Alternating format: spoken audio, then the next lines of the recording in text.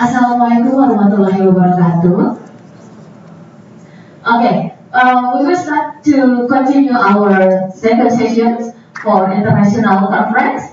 The main topic is the challenges of this fractious era in economic development and public policy at Parmadina University, Jakarta, 8th of August 2019. Give applause for us. Okay, ladies and gentlemen, we move to the next agenda is before we move to the next agenda, I would like to say hello and say welcome to Dr. Ali Unsal. Dr. Ali Unsal, welcome to Parmadina University. And then Professor Dr. Rolf van der Ven, welcome to Parmadina University, Professor. And then Dr. Hadi Riza from Parmadina University, and also Professor Kosuke Mizuno from Kyoto University, Japan. Welcome to Parmadina University. So, well, let's start the agenda. Participants, ladies and gentlemen, I would like to invite Mr. Hadi Riza as a moderator for the second session. Please, Mr. Hadi Riza, to the podium and the moderate panel discussions. Thank you very much.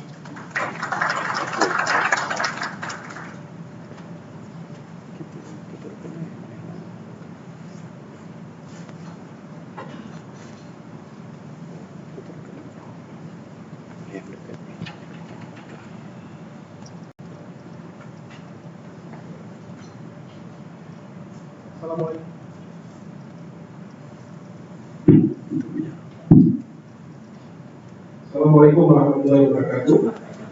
Selamat sore Bapak Ibu sekalian, selamat sejahtera bagi kita semua. Good evening, ladies and gentlemen.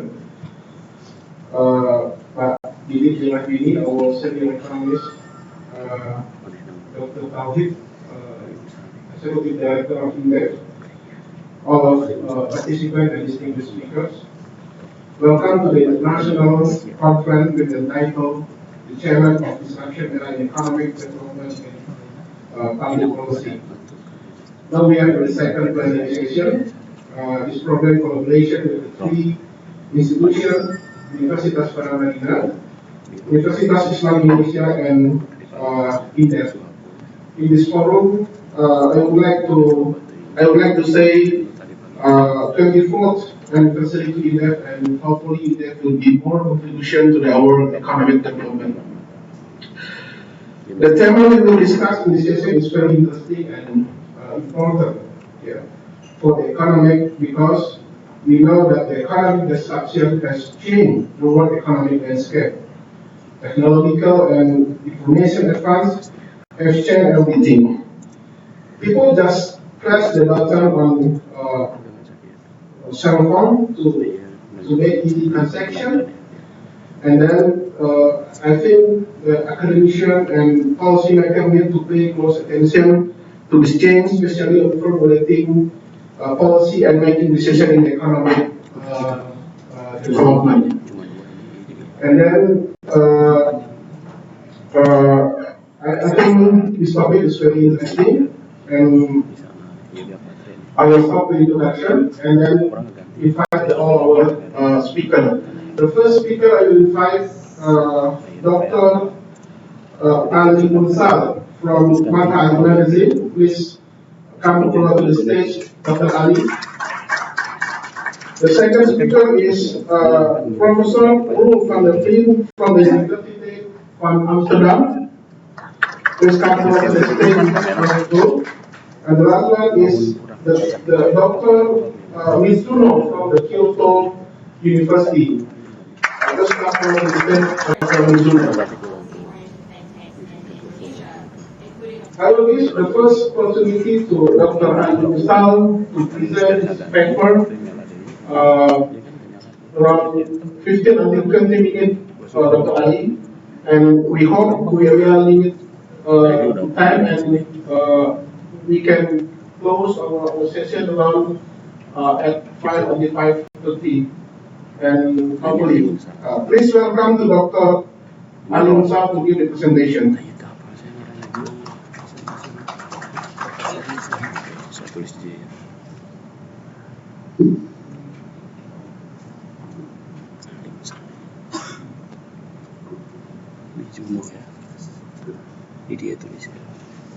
Profesor Dr. Didik Rahvini, dear guests, ladies and gentlemen. Assalamu alaikum wa rahmatullahi wa barakatuh. Salam sejahtera, and good evening. First of all, I would like to thank Professor Digambini and the committee for inviting me. And I would like to say that when I was invited by the committee, I am not economist. What can I talk? And finally, they said, we would like to discuss this topic in multidisciplinary. So that's why we decided to present the spiritual dimension of human development. I know my time is not enough for me, but I would like to, inshallah, finish on time, inshallah. So, in this topic, first of all, we'd like to ask, we should ask actually, why is human development necessary? Can you, I can. So, this is important question, and the answer is human development is necessary for developing human life. As we know, the earth met with problems with human being. So human being is the source or cause of problems and the solution of problems as well. There is a very famous story, maybe you know that. There was a kid, around 7 years old. One day he would like to go to the park a weekend, and he asked from his father, please, let's go to the park and play. And his father was really tired and would like to stay and take a rest at home. So he said no, and he insists, the kid insists, please, please, father, please, God, please, dad. Then finally, the father was reading a newspaper. He saw a pad, he saw the map, world map. And suddenly he decided to name the game with his son. And he said, I have an idea. I would like to make pieces this paper and this map. If you make correctly, finish this map, let's go to outside. And the kid decided, he said, okay. After 10 minutes, he screamed, Dad, I did, and he came, he ran. And father was, shocked. And he checked, yes, the map is completely true, it's okay. What happened? And he asked, did you know the map, the world map? No. So how did you do that? He said, I don't know the map, just, I saw the picture, face of man behind of the paper. So I correct the face of the man, then directly the map became completed. So there is a meaning here. If you educate, if you solve the problems in human being, you can solve world's problems. So, human development always emphasizes more on social justice and economic growth. And the United Nations considers 3 factors to calculate human development in a country. First of all, a long and healthy life. Second one, education index. Third one, a decent standard of living, GNI or GDP per capita. However, human being has body and spirituality, spiritual life, soul. So that's why we have to feed our hearts and minds together. I'd like to add another one. Yes, we have body, and we have to educate. We have to train and feed our bodies with healthy food, healthy environments, sports, and etc. At the same time, we have to educate or feed our minds with healthy knowledge, experiences, and etc. And we have also spirit, soul. So we have to educate or feed our souls with healthy belief, motivation, and moral values. If we ignore any one of these three dimensions, we have some problems. Let's see this spirituality. Science data reported that the revivers of more than 160 studies on the mind-body connection were shocked by the consistency they saw in the data. Over and over, the evidence showed that a person's positive beliefs are a strong influence for good on their health. And spirituality, giving the people flourish. Spirituality is linked to many important aspects of human functioning. Spiritual people have positive relationships, high self-esteem, and they are optimistic, and they have meaning of purpose of life. Dr. David and Dr. Ellen Yoon, they are two experts in clinic doctors. They said illness and other life-altering events often lead people to question the meaning and purpose of life. This is actually very old, very common questions. Why? Why me? And why God is punishing me? When I was chaplain, I faced these questions a lot. People are asking why God is punishing me. So the population health policy community has begun to understand the critical role the religion or spirituality can play in quality care. Medical school objectives report in 1999, the American Association of Medical Colleges introduced spiritual care as important among communication practices, acknowledging the value that many patients place on their spiritual and religious practices.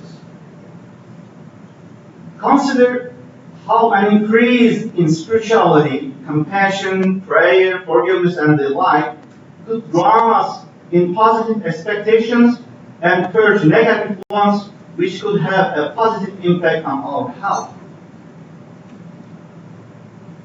According to World Health Organization, health is a state of complete physical, mental, spiritual, and social well-being, not merely absence of disease or infirmity. Dr. Francisco Chirico, he discussed this one in his article, and he said, spirituality has received much interest in healthcare services. It can improve strategies for managing stress and can positively influence immune, cardiovascular, means heart and blood vessels, hormonal and nervous system.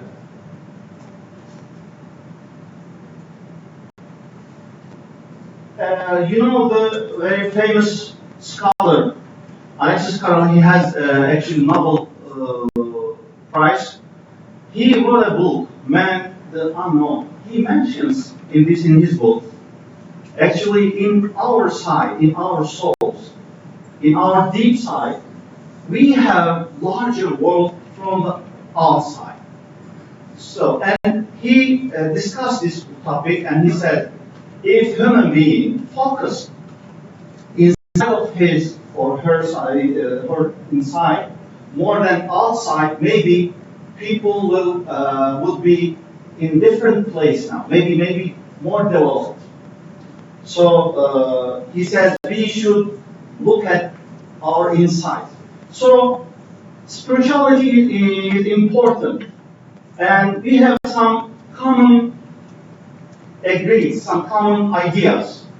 Muslims, Christians, Jews, and others, Spirituality has some benefits. For example, spirituality defines the purpose of life. Where I am from, why I am here, and where I'm going. So what's my duty here?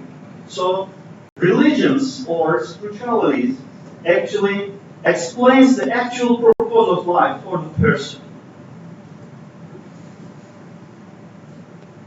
I'm a little bit stressed. Okay. Promotes peace and harmony. Spirituality promotes peace and harmony. It minimizes violence, aggression, and struggles. It encourages acceptance, forgiveness, which help everyone to live together in harmony. And it helps, spirituality helps to organize society in a proper way. 2 years ago, I think, I read a newspaper, and there was a news, who was the happiest in the world? What nation? And it was Denmark in that time. Sometimes Holland, sometimes. It was Denmark in that time. And I asked the reasons why. As a Muslim, I like this. Why they are, very happy. So I found some, key important keys. How can I say it? Explanations. Some economic developments. For example, a kid or a young man, they don't worry. They don't have any, worries about the future, about finding a job, health problem, or other things. And I found the last point, and it was very important for me. In the Europe countries, maybe in the world, I don't know. In Europe countries, the most people attend social services, activities, helping others than Denmark people. I know Dutch people, they don't Dutch or not? The Dutch people. So, human being has soul. That's why you have to, feed the soul. Soul is, feeding with what? With helping others, sharing with others, and doing good deeds here. And I really impressed, from this news. Okay, spirituality improves mental and physical health. It gives better health as it tells when to eat, how to eat, keep, thoughts good, and keep yourself clean. Yeah. And also, spirituality enhances knowledge and wisdom, and enhances love and affection. It helps encourage a man to show love and care for everyone around, including environment. If you look, even Western countries or Eastern countries, who is giving more charity, helping others, who has spirituality, more helpful to others. So spirituality actually it moves the fear and death, fear of death and other insecurities. It also helps to overcome attachment to this world and life-related issues. Okay, it also enhances growth and welfare, and you can see some examples. Also, it helps in setting better rules for mankind and the world. Yes, for example, marriage ceremony and death. They have some rituals and have their origins in spiritual knowledge. These rituals are not meant to just enhance the concept, but provide greater meaning in life. Spirituality also important in education. So education is one which is mostly concerned with mental maturity. It also helps in grooming a person's behavior and thoughts. Spirituality in education adds up to this. What about the importance of spirituality in healthcare and social work?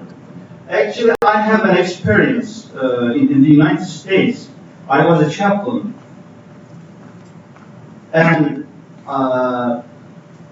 I became witness. Chaplaincy program is very wide, very common in everywhere. In military, in police department, in hospitals, in many other, even some PT companies, they actually would like to establish chaplaincy program. Why? They would like to motivate their workers. And they said, believers are more, how can I say, uh, in harmony. They work in harmony. They can rule, you can rule easier than others. That's why in the United States, actually, it's very common and very good program. However, we have some problems. Still, we have some problems. And we have to think and try to find some reasons and solutions. Yeah, if you look at, mass shooting in 2019, we have, I got this news pretty new, but 1 week or 2 weeks ago, we had another shootings, two shootings. It doesn't include it. So we have to think about the reasons. Okay, we are giving wealth, we are promoting the health, but we have some problems. Where? Okay, I have just 2 minutes. I would like to mention Islam from Islamic perspective. Islam encourages human personality to be developed through absorbing accurate and useful knowledge. That it is to say, a personality should be developed through acquiring knowledge.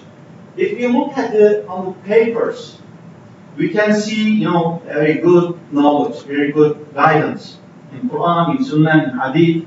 So in some our scholars advice, for example, Imam Ghazali says, declare your jihad, your mujadala, your struggle on 13 enemies you cannot see: egoism, arrogance,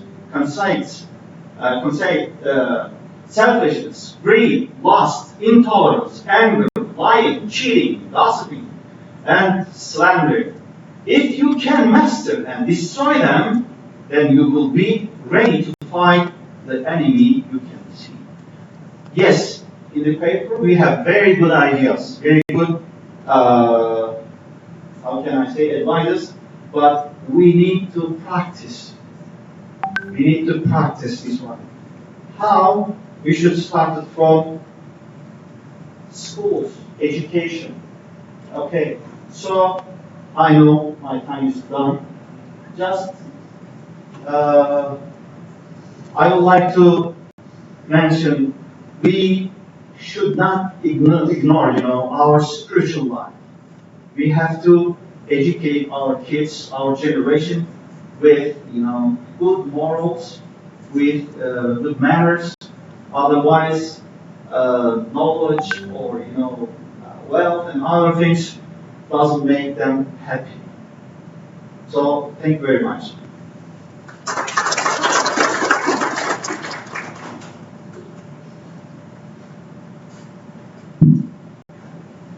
Thank you very much, Dr. Ali Musal. He's talking about how to build human development from the spiritual perspective. Very interesting. uh, discrete question, and we have a session of question and answer. And the second, we have the opportunity to Professor Roel van der Veld from the Amsterdam University. And please welcome to Prof. Thank you. If you don't mind, I stay here. I can see the slides, so I will do it directly. Let's see if it works. Almost. All right. And this was that. Yeah. Oke, selamat sore. Nama saya Roel van der Veen. Saya tinggal di sini 5 tahun sudah. Saya senang sekali berada di sini. I'm a diplomat working at the Netherlands Embassy here now. I've been with the Ministry of Foreign Affairs of the Netherlands for 30 years. And on the sidelines, my hobby is doing academic work, which may be a professor at the University of Amsterdam. So I try to combine it. For years, I was the academic advisor at the ministry, so I did some work in the relationship between academic research and policy making. How can you influence policy making if you are an academic, right? So what I like to do, first let me say a few words about this disruption era, then some historical backgrounds from my own work as a researcher. Then I will say a few words about academic research and policy making. Then I go back to the current situation, and of course I will end with some conclusions, some recommendations, and all of this in 15 minutes. If this works. Yeah, zaman disruptie. I was thinking, what could that be? And probably what we mean is the highest speed of change all the time. It goes faster and faster. We got the geopolitics coming back, especially the rise of China. We got the rise of identity, culture, religion, and that all goes together with the rise of intolerance. We got the new technologies that we talked about already, ICT and all that. We've got sustainability issues all over the place now, even in Indonesia, and many more. But I'd rather call it the era of rapid change, because if you talk about disruptions, it sounds so pathological, like it's an illness, something that you can cure and it will go away. No, it will not go away. It will stay with us, so we better get used to it. Change is normal, only it goes very fast and maybe we are just too slow. We have to adapt. That's the best way to do. So, how did we get there? When humans were simple humans, they were all poor. And nowadays, we see this, especially in Africa, where poverty is continuing. It's still dominant in Africa. In most other continents it has changed. We see a fast change in Asia, for example in Indonesia. So I studied a bit, why is poverty continuing in Africa and why is it being reduced in Asia? Important questions, right? I came to it because I lived here already 25 years ago at the time of Orde Baru, and I could see rapid change. Then I went to Ethiopia, and nothing happened there. Well, a lot of things happened, but people didn't become richer. So I wondered what happened. First, I thought Africa was strange because it stayed poor. And I tried to figure out why is that.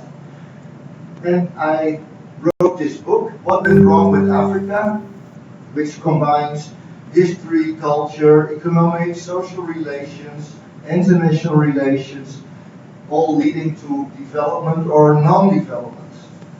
And I use this model. The most important groups when it comes to development or when it comes to state development, state formation.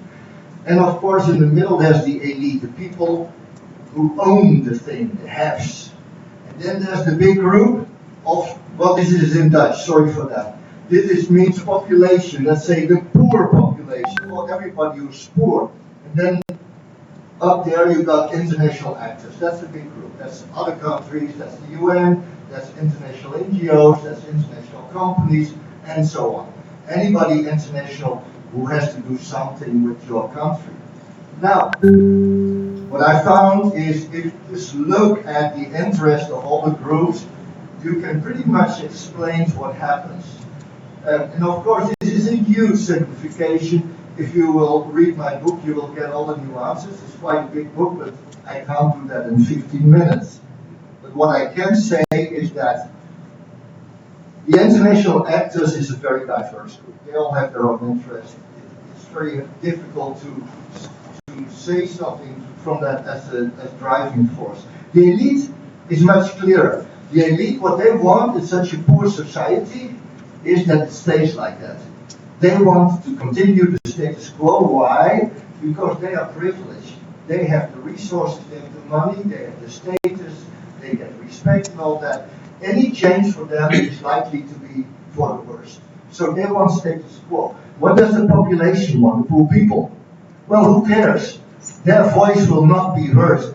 That's the result of being poor, right? They might want to have anything, but the thing is they will never get it because they're poor, right? So this elite group will determine where the money goes, where the resources go, and they will handle that in such a way that they stay at the top and the others remain poor. So these are the driving forces of such a system. That is why societies for centuries everywhere in the world remain poor. And this is still the dominant system in Africa. Now, of course, some people then said, what happens when countries broke out of that system? How could some countries then still start development? Very good question, right? I mean, if they were captured in such a system. So, I wrote the second book on that topic, how to escape from that system. And we did a project which was financed by the Ministry of Development Cooperation in the Netherlands, including scholars from Asia, Southeast Asia, including Indonesia and Africa. And we connected them in country pairs, each one of them a country that was rapidly developing and a country that remained poor, to try to figure out what had happened in the country that developed, that did not happen in the African country. So in a way we kind of compared those two huge areas, and of course a huge simplification again. We did Indonesia and Nigeria, and you can see the per capita income of the two countries. Nigeria going up and down a bit, but in here you can see at the end, Nigerians on average are just as poor as they are at the beginning. Whereas in Indonesia, they were at the start even poorer than the Nigerians, but then it went up. There you see the Asia crisis, went down a bit, but then up again. And so why did we take Indonesia and Nigeria? Because they have a lot of similarities in Africa. The biggest in their region, Nigeria is about half of West Nigeria, Indonesia is about half of Southeast Asia. They have very similar histories in terms of colonialism, which brought together very diverse people, very diverse cultures, languages, artificial boundaries. They both got oil. Those things are important because otherwise they will say yes, because one is oil and the other doesn't have oil. You know, those things have to be more or less the same. Both had a lot of Islam. They had military dictatorships. They had a lot of human rights violations. All the same in Nigeria and in Indonesia. But Nigeria remains poor, whereas Indonesia becomes richer. How come? So we did a lot of those comparisons. Here you got Malaysia and Kenya, and again, the statistics are very normal for African countries and countries in Southeast Asia. One remaining poor, the other going up. And what we asked to the researchers was, find out what happened here, what we call the turning point. That is the point where a country for the first time becomes richer per capita and continues to become richer. It doesn't fall back, it continues the upward line. So what happens around the time of the takeoff, the economic takeoff? And why did that not happen in the other country? Right? Well, usually with my classes, I have big discussions about finding out what it was. Here we lack the time, so I just go on. What we found, and it was mainly David Henley who put the theory together. He's from England, but he works in Leiden University. He's now professor of modern Indonesia studies. I borrow from him three things at the same time. He said, if those three things are achieved, you will see a turning point. Why did it not happen in Africa? Because there is at no time in African history was there the three things achieved simultaneously. So in a way, it's quite a simple story. One of the macroeconomic stability, you could say everybody has it now, yeah, more or less, but in the 60s, far from it. Indonesia, before its takeoff, did not have macroeconomic stability, of course, huge inflation and all that. Economic freedom markets, and also quite logical now, we will say. But the third is the real interesting one. Massive investments in agriculture in the countryside. That is where development started. Here, in the countryside. And the question is, why is that? Why did the Indonesian, if I concentrate on Indonesia, why did the Indonesian government, before 67, because that is the turning point in Indonesian economic history, why did it invest heavily in the countryside? Why was the government so irrational to do that? Because the rationality would be to have status quo and not invest. And that is political considerations. Well, I leave it at that because of what happened in 65. People were so poor in the countryside. They were very angry with the government, tried to take over the government in 65. You got the coup, the counter coup and all that, communism, army taking over, trying to destroy communism. First, many people were killed, and then of course the question remains, what to do next? What could the policy be? So as a kind of, that's my interpretation, as a kind of insurancy for your regime, you try to make the people less angry at you, try to give them a better life, invest in them. Invest in agriculture, and the Sabas, in the rural roads, in education there, and all that. And from that, you raise a lot of people from poverty, and you start actually a middle class in Indonesia, which leads you to the next system and development system that Indonesia is in now. I go now very fast, otherwise I will not.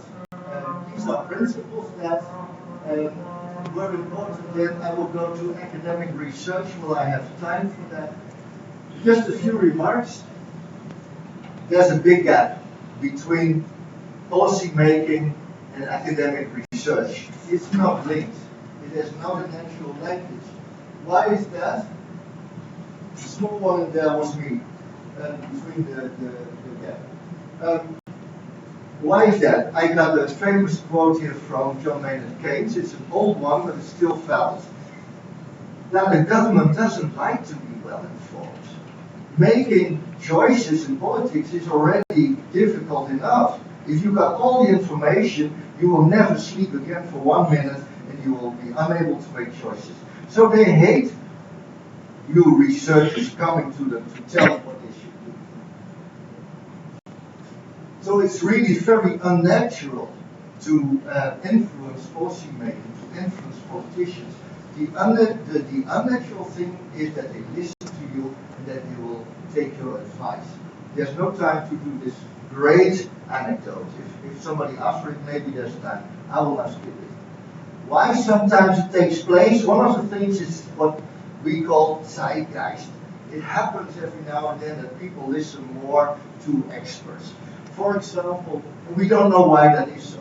A famous thing is both from the United States and its foreign policy. After the Second World War, it occupied Japan, and they had no idea what Japan was like, what kind of country. And they asked experts, what should we do? They asked Japanologists, and they said, well, for example, we should keep the emperor, because without the emperor it will be chaos. Things like that. And they listened, and they did actually quite well. Until today, Japan is an ally and a friend of the United States. But then, 50 years later, they occupied Iraq in a very different situation. But the attitude had also changed. They had no idea about Iraq either. But they didn't want to have advice on that. They said, well, we'll manage somehow. Why should we listen to experts on Iraq? We'll just do what we like to do. No advice, and they made a mess out of it. So it makes a difference. Why that is so, why this change of zeitgeist in 50 years, we don't know. The zeitgeist now is not very favorable either for listening to researchers, right? We are in what they call the post-truth period. But sometimes, maybe at some point it might change again. Yes, what people like to think is that our policy making is based on evidence. Now forget it. There was even somebody who studied this issue more closely, and he retired, and he said, when he retired, it is much more like this. Policy-based evidence making. Now, everybody had to laugh, that's a bit cynical, right? Evidence making, although in this world right now, we could think of evidence making, but my own conclusion is now it's indeed policy based. You start with a policy, and then you think of a narrative. And then you look around, and all the evidence that is around, which one to pick that fits your policy. So you select the evidence. It's really a market. If you want to have an influence on policy making, you should be out there in your market, in that market, and market your evidence. And then hope that some politician at some point in his career, and under certain circumstances, will use your evidence. That it's the right time for your evidence. All right, how to influence, increase your evidence? There are ways to do that, but I lack the time. I just go on. The current situation. Zaman disruptie? No, let's call it era of rapid change. And now we got, among the driving forces, we got a new one. The poor on the bottom, still not important because they cannot have their voice heard. On the top, the international actors still various, so but we got a new one, the middle class. What the middle classes want is usually the closest that you can get to the general interest of society. They want security around, they want that the lights go on, they don't want a blackout, they want the streets be quite good, they want a decent education, they want to go to the dentist when their teeth hurt, all those things. That is what we call the general interest. Now, under that circumstance, what can the elite do? Try to survive. Listen to the middle class, take their money and taxation, and then see how far they get. And the middle classes will keep them in control as long as they deliver. If they stop delivering, they will be out, like what happened to Suharto when the Asian crisis broke out.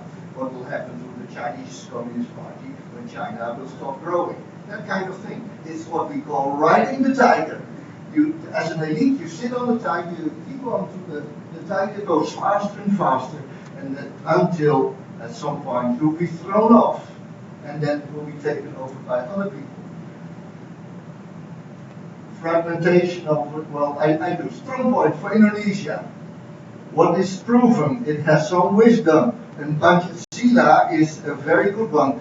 Many people think it's very boring, Pancasila, but it's a very wise one. each generation done well. If I just look at the 20th century, first generation thought of the idea of Indonesia, second generation made it happen, Sukarno, kemerdekaan. Third generation started development, Harto. Fourth generation, reformasi, gave freedom to people, human dignity, and now you're in the fifth generation. The question for you is now, what's next, right? But so far, Indonesia has done very well if you look at state development. And it always looks to the future.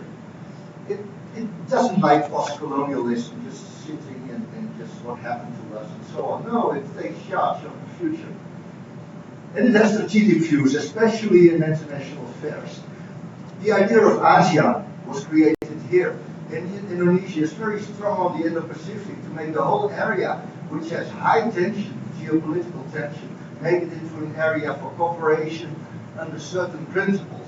Very well. It does it better internationally than nationally, but still, it can do. So, we're getting to recommendations now.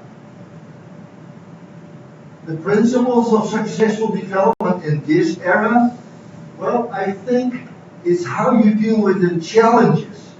You got a lot of self-help books, right? How to get the best out of your life. It always starts with take control yourself, do it yourself, not blame others. If you start blaming others, you will not help yourself. You will get nowhere. New England research, very interesting one. Ask me about it if there's time. There's no time now. Will it work the same for countries as for people? They once asked Kishore Mahbubani from Singapore, famous diplomat and scholar, what were the successful principles for the development of Singapore, and what should poor countries that are still poor, do to become richer? And he started with never blame others, always blame yourself, because you can only change yourself, you cannot change the others. So, what you should do, a challenge is an opportunity.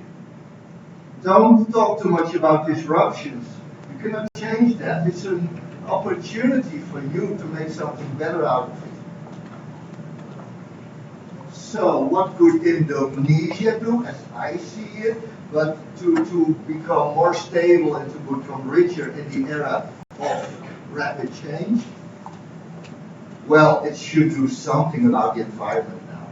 Right now we're in the most polluted city in the world. It's a bit of a shame, right? I think we should start doing something about it. Become more flexible in government. If the world around you changes rapidly, you should have the instruments to adapt fast also. Indonesia has quite a bit of red tape. It's very little coordination. You get sent from one place to the other and nothing happens. It should do much better there. Become much more flexible and effective there. The third one, increase the rule of law. There was not much rule of law at the start when you started from everybody poor to having a middle class.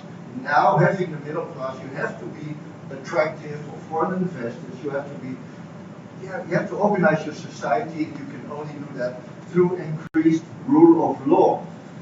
And the last, maybe you can stabilize yourself better if you are more diverse in your economy. The more diverse, the stronger you are. If you're hit somewhere, you still have all the other places. So these are very general recommendations that Indonesia can use to make the best of the era of rapid change.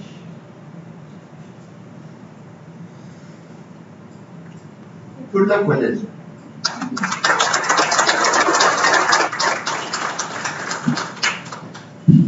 Thank you very much, Professor Van. And he talking about how to develop policy making, the economic development from the evidence. And I think we can discuss later. The third, last but not least, we invite Professor Mizuno, Professor Emeritus from Kyoto University, and also Professor in University of Indonesia. Yeah, please welcome, Prof.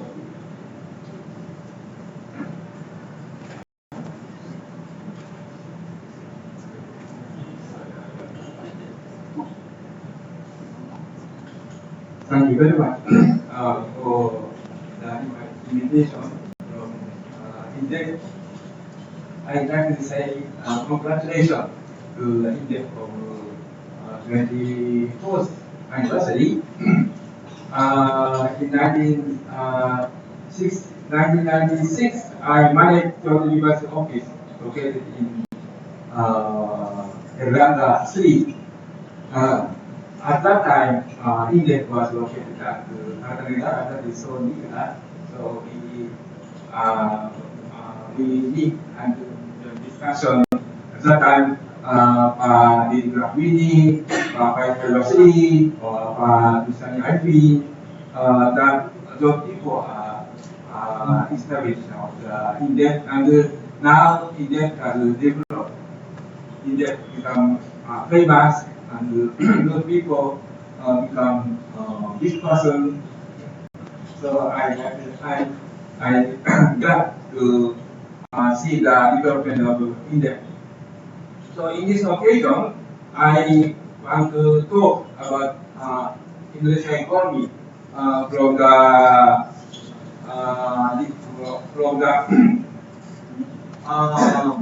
okay.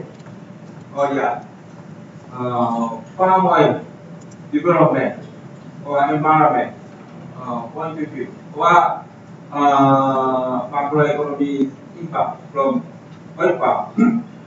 So far, oil palm discussed intensely that create so many improvement, of course, and also contribute foreign currency because of so huge export to foreign country, and also environmental degradation discussed. Oil palm are planted on the peatland that make the peatland degraded. So that is the reason of the peatland fire and also deforestation and so on. Today, I discuss the impact of oil palm development on the Indonesian macroeconomy, the phenomena of deindustrialization. As you know, oil palm have planted so intensely and extensively. The Indonesian economy is developing 5% annually, so we see the development of the Indonesian economy somewhat increasing. But only this sector is so impressive, the increase, that is increase of planting area, the small farmer and private company and the total.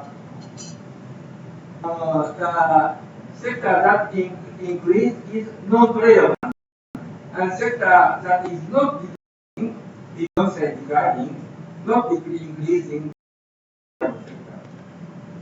So what is the non-traditional sector? The transportation, telecommunication, education, or electricity, or so yeah, we can and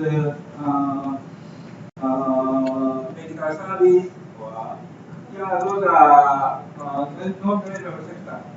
Non-traditional sector is increasing, and traditional sector is not increasing. The sector is of course manufacturing or agriculture also. Agriculture such as oil palm is included in agriculture, so oil palm developed, so agriculture developed. But on the other hand, production rice does not increase. Product under or from soybean, for example, that loses competitiveness. So government import oil rice. Agriculture, it is by Nasdem Minister import oil rice to reduce the